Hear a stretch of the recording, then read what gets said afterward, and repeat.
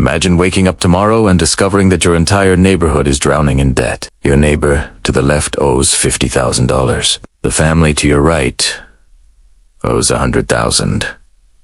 And you owe $75,000. But here's where it gets strange. When you all sit down together and ask the obvious question, who do we owe this money to? Nobody has an answer. Because somehow, impossibly, you all owe money to each other. That's not a nightmare. That's the global economy right now. Every country on Earth is in debt. The United States owes over $34 trillion. Japan owes more than $10 trillion. Even economic powerhouses like Germany, France, and the United Kingdom are buried under mountains of debt that would make your credit card bill look like pocket change. Poor nations, rich nations, developing nations, it doesn't matter. They're all borrowing. And if you've ever laid awake at 3 in the morning worrying about your own bills, wondering how you're going to make ends meet, then you've felt a fraction of what this global debt crisis really means. Because this isn't just about numbers on a screen or politicians in suits talking about fiscal policy. This is about your future, your children's future. The stability of the world you wake up to every single day. So, tonight, I want you to sit with me in this discomfort. I want you to feel the weight of a question that should terrify you. If everyone owes money, who are they paying? Where does it all go? And why does it feel like we're all running on a treadmill that never stops, getting more exhausted, but never actually getting anywhere? Because the answer isn't what you think. And when you finally understand it, everything you thought you knew about money, power, and control will shatter. Let me take you back to a moment that changed everything. It's 1971. Richard Nixon is president. The Vietnam War is bleeding America dry, and the country is spending money it doesn't have. For decades, the US dollar was backed by gold real, tangible gold sitting in vaults. If you had a dollar, you could theoretically exchange it for gold. That was the promise. That was the anchor. But on August 15th, 1971, Nixon walked up to a podium and made an announcement that would reshape human civilization. He ended the gold standard. Who's like that? No more gold backing the dollar. Money became ... an idea. A promise. A shared hallucination we all agreed to believe in. And here's what nobody told you. From that moment on, debt became infinite. Think about that. Before 1971, there were limits. You couldn't print money endlessly because you needed gold to back it up. But after, governments could borrow without boundaries. They could print currency, issue bonds, and pile debt upon debt upon debt, because money was no longer tied to anything real. It was just numbers in a computer. Promises on paper. So who holds all this debt? Who are the creditors? Here's where your heart should start racing. Because the answer is everyone and no one. Let me explain. Countries borrow money by selling bonds. The United States sells treasury bonds. Japan sells Japanese government bonds. When you buy one of these bonds, you're lending money to that government, and they promise to pay you back with interest. But here's the twist that should make your skin crawl. Other countries buy these bonds. Banks buy them. Pension funds buy them. Insurance companies buy them. And regular people just like you buy them through their retirement accounts without even knowing it. China owns over $800 billion in US debt. Japan owns over $1 trillion. But the United States also owns debt from other countries. It's a web. A massive, interconnected web where everyone owes everyone. And the whole system only works if we all keep pretending it will never collapse. Do you feel it yet? The tightness in your chest. Let me tell you about a woman named Sarah. She's not real, but she represents millions of people who are. Sarah is 40 years old. She works 2 jobs, one as a nurse during the day, another as a rideshare driver on weekends. She has 2 kids, a mortgage she can barely afford, and credit card debt that keeps her awake at night. Every month, she makes her payments. Every month, she falls a little further behind. Sarah doesn't know it, but she's trapped in the same system as her government. She borrows to survive. She pays interest to banks. And those banks, they take her interest payments and use them to buy government bonds, which means Sarah is indirectly lending money to a government that's also drowning in debt. the government uses that borrowed money to fund programs, build infrastructure, and pay its own bills, including interest on previous debt. It's a cycle, a machine that runs on the promise of tomorrow. And Sarah, like all of us, is fuel for that machine. But here's what keeps me up at night, and what should absolutely terrify you. The system only works if it keeps growing. If debt keeps expanding, if we keep borrowing more, spending more, promising more. The moment it stops, the moment people lose faith in those promises, the entire structure collapses. And we've seen it happen before. Not globally, but in pieces. Argentina, Greece, Venezuela, Lebanon. Countries where the debt became unsustainable, where the promises could no longer be kept, and where ordinary people like Sarah lost everything. Their savings evaporated. Their currency became worthless. Their futures vanished. You want to know the most haunting part? Those countries didn't disappear into some alternate dimension. They're still here. Still part of the global economy. Still trying to borrow. Still trying to survive. Because in this system, there is no exit. There is no bankruptcy for nations. There's only more debt, more promises, and more pretending. So when people ask, if every country is in debt, who's the creditor? The real answer is this. We are. You are.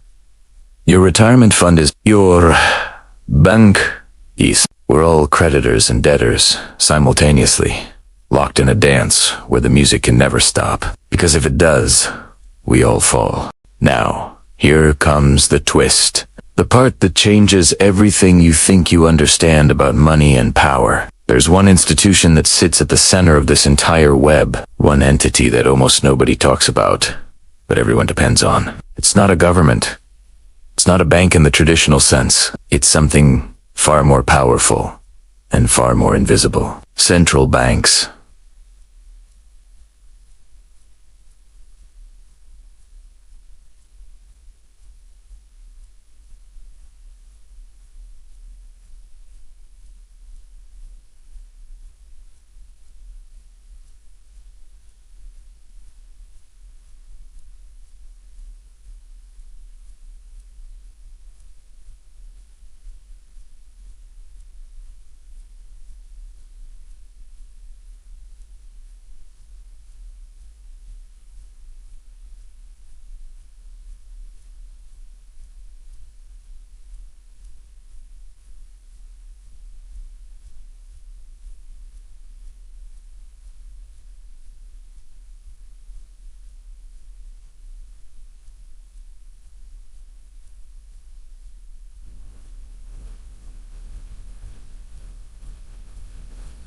The Federal Reserve. In the United States, the European Central Bank, the Bank of Japan, the Bank of England. These institutions have a power that should make your blood run cold. They can create money out of thin air. Let me say that again, because it sounds like a conspiracy theory, but it's not. It's policy. It's reality. When a government needs money and can't raise enough through taxes or borrowing, the central bank can simply create new money electronically. They call it quantitative easing. They call it monetary stimulus. But what it really is, it's printing money without printing physical bills. During the 2008 financial crisis, the Federal Reserve created trillions of dollars this way. During the COVID pandemic, they did it again. Trillions more, materialized from nothing, injected into the economy through bank accounts and computer keys. And here's the part that should shake you to your core. This isn't borrowing. Nobody is the creditor here.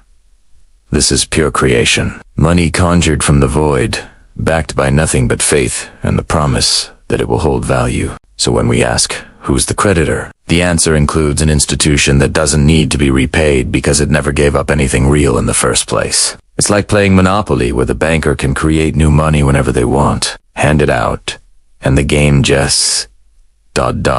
continues. But there's a cost. There's always a cost. Every time new money is created, every dollar, euro, or yen already in existence becomes slightly less valuable. It's called inflation. and you feel it every single day. The groceries that cost you $80 5 years ago now cost $120. That dream vacation you were saving for, it's twice as expensive. Your salary might have gone up 3%, but your cost of living went up 8%. You're not imagining it. You're not bad with money. You're living in a system where the value of your labor, your savings, your time is being quietly, invisibly eroded. And the people who benefit, the ones closest to the money printer. The banks, the corporations, the wealthy elite who own assets that inflate in value while your cash savings slowly die. This is the machine, and you're inside it. I need you to understand something that's going to hurt. Something personal. Something real. Your grandmother probably told you to save money. Put it in the bank. Be responsible. Work hard. Save harder. Then you'll be rewarded. That was the promise of her generation. And for a while, it was true. But that world is gone. If your grandmother put $1,000 in the bank in 1971, the same year Nixon ended, the gold standard and just left it there. Do you know what it would be worth today? Adjusted for inflation. That $1,000 has the purchasing power of about $150. She didn't spend it. She didn't waste it. She did everything right. And the system ate 85% of its value anyway. This isn't theory TC's theft. Silent, legal, invisible theft that happens while you sleep, while you work, while you try to build a life for yourself and the people you love. And the cruelest part, you can't opt out. You have to participate. You need dollars to buy food, pay rent, survive. You're forced to play a game where the rules are rigged, where the house always wins, and where your only choice is to keep running faster on that treadmill, hoping you don't fall off. Remember Sarah? Our nurse working 2 jobs? She's not lazy. She's not irresponsible. She's fighting a system designed to keep her exactly where she is. Every time she saves a little money, inflation eats it. Every time she pays down debt, interest rebuilds it. She's trapped in a cage made of promises and paper, and the bars are invisible, so nobody believes they're real. But they are real. God, they are so real. And here's what breaks my heart. Sarah's kids are inheriting this. Your kids are inheriting this. They'll be born into a world with even more debt, even more inflation, even more financial instability. They'll work harder than you did, earn less in real terms, and wonder why the American dream to promise that if you work hard, you'll prosper feels like a lie. Because in many ways, it has become a lie. Not because people aren't working hard enough, but because the system itself has fundamentally changed. Debt has become infinite. Money has become fiction. And the middle class is being hollowed out, while politicians smile and tell us everything is fine. It's not fine. You know, it's not fine. You feel it in your bones every time you check your bank account, every time you see the price of gas, every time you wonder if you'll ever be able to retire. So, what do we do? How do we survive in a world where everyone is in debt, and the creditors are ghosts? Here's where the story takes a turn, where the darkness begins to crack, and a sliver of light breaks through. Because while the system is broken, while the game is rigged, while the machine grinds on, there's something they can't take from you. Something that no central bank, no government, no financial institution can ever control. Your awareness, right now, in this moment. You know the truth. You understand the game, and that understanding is the first step toward freedom. Because the system only works when people don't ask questions. When they accept the narrative. When they keep their heads down and keep playing by rules they never agreed to. But you're different now. You've seen behind the curtain, and here's what I need you to understand. You're not powerless. Not even close.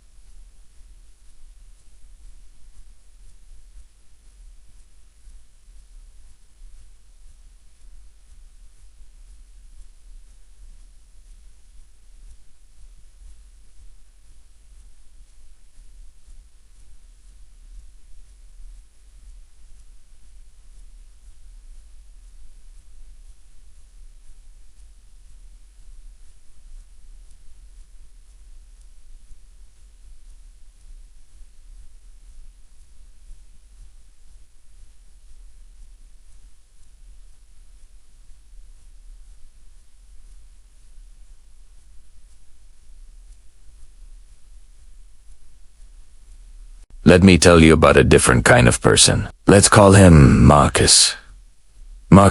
He used to be like Sarah, drowning in debt, working paycheck to paycheck, feeling hopeless. But 5 years ago, Marcus made a decision.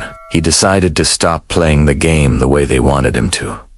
He started learning. He educated himself about money, about inflation, about assets versus liabilities. He realized that cash was being destroyed by design, so he stopped hoarding it. Instead, he bought things that held real value.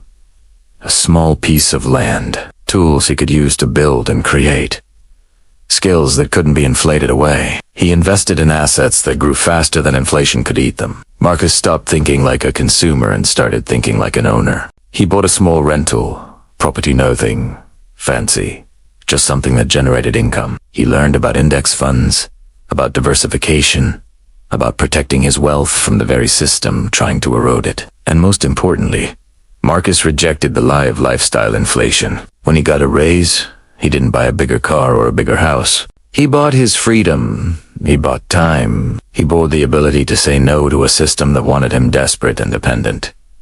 Sarah could be Marcus.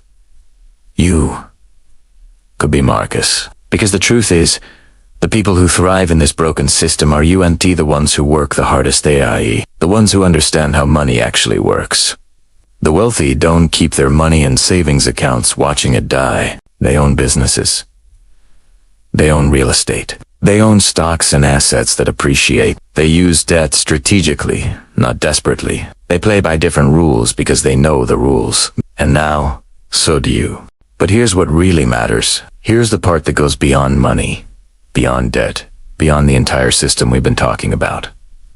This isn't just about getting rich. This is about reclaiming your dignity. Because the most insidious thing this system does isn't just steal your wealth, it steals your hope. It makes you feel small, powerless, like you're just a cog in a machine you can't understand, let alone change. It makes you believe that your struggle is your fault, that if you're not thriving, it's because you're not smart enough, not hardworking enough, not disciplined enough.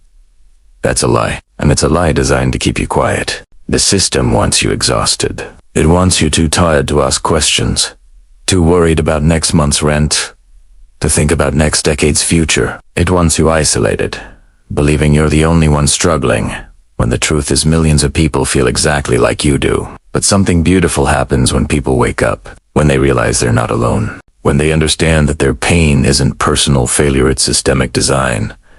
They start talking. They start sharing. They start teaching each other the things the system never wanted them to know. There are communities forming right now online in neighborhoods, in cities across America where people are helping each other navigate this broken financial world, where they're sharing knowledge about investing, about budgeting, about protecting wealth, where they're teaching financial literacy that schools never did, where they're rebuilding networks of support that do you and depend on banks or governments or institutions that have failed them.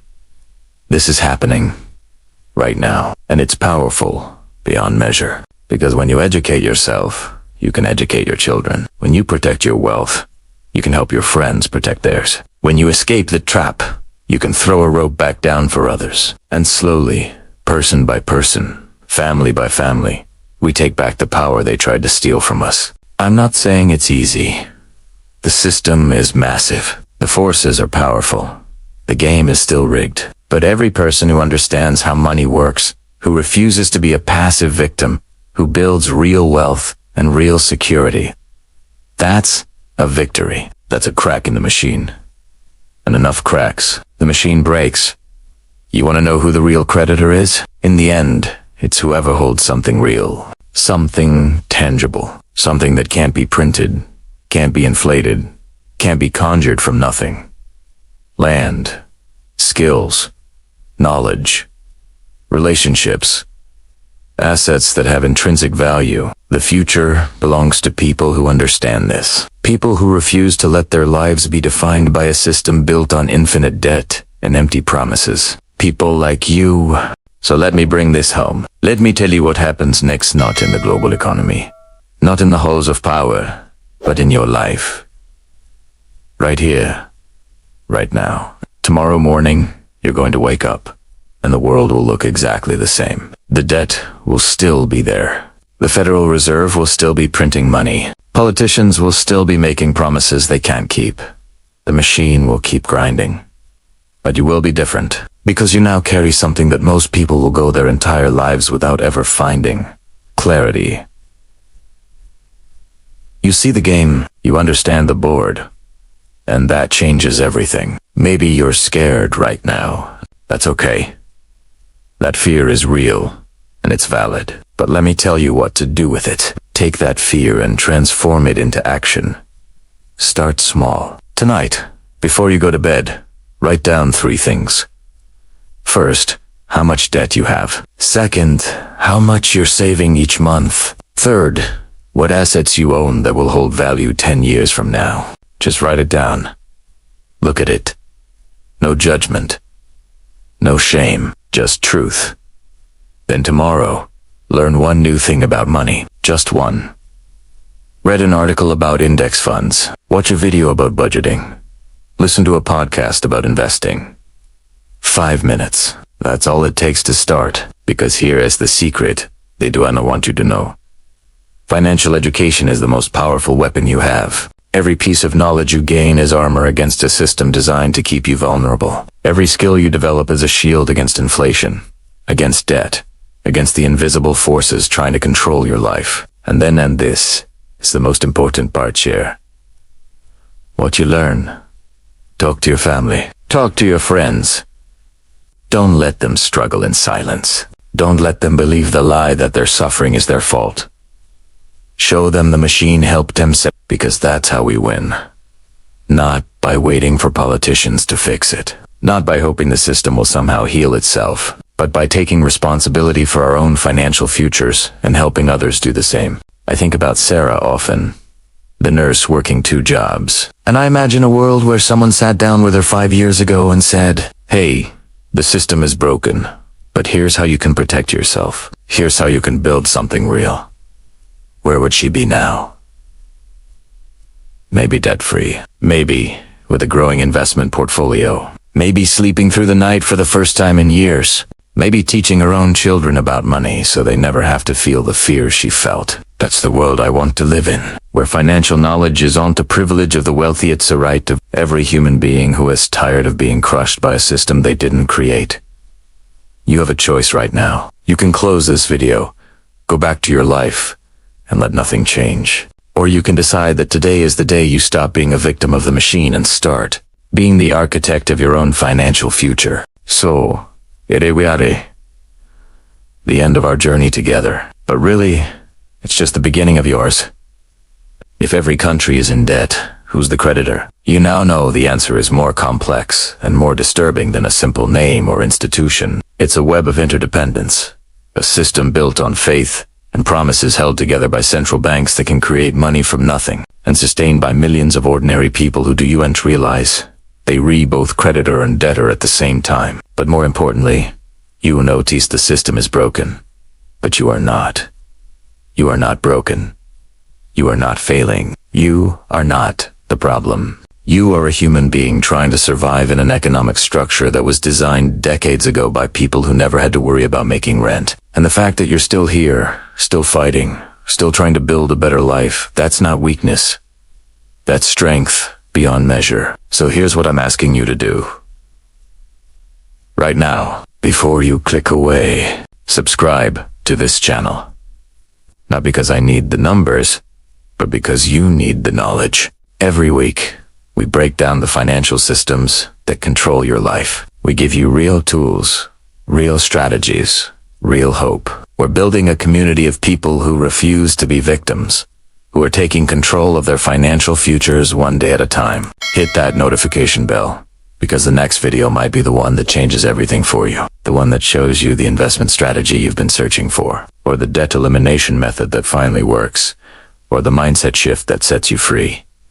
And then do something even more powerful. Share this video. Send it to someone you love who's struggling. Your sister who can't sleep because of credit card debt. Your friend who's working 3 jobs and getting nowhere. Your parents who are terrified about retirement. Don't let them suffer alone in the darkness when you've found the light. Leave a comment below and tell me, What's one action you are going to take this week to start protecting yourself from this broken system? Because when you declare it publicly, when you make that commitment, it becomes real. And when others see it, they find the courage to do the same. This is how we change the world. Not through revolution, not through waiting for someone to save us, but through education, through community, through person after person waking up and deciding they deserve better. The machine is powerful. But you know what's more powerful? Millions of people who understand how it works and refuse to be crushed by it. You are not alone in this fight. I'm here. This community is here. And together, we're going to build the financial future they told us was impossible. The question is, are you ready? Welcome to the Capital Chronicle. This is where your financial awakening begins, and it starts right now.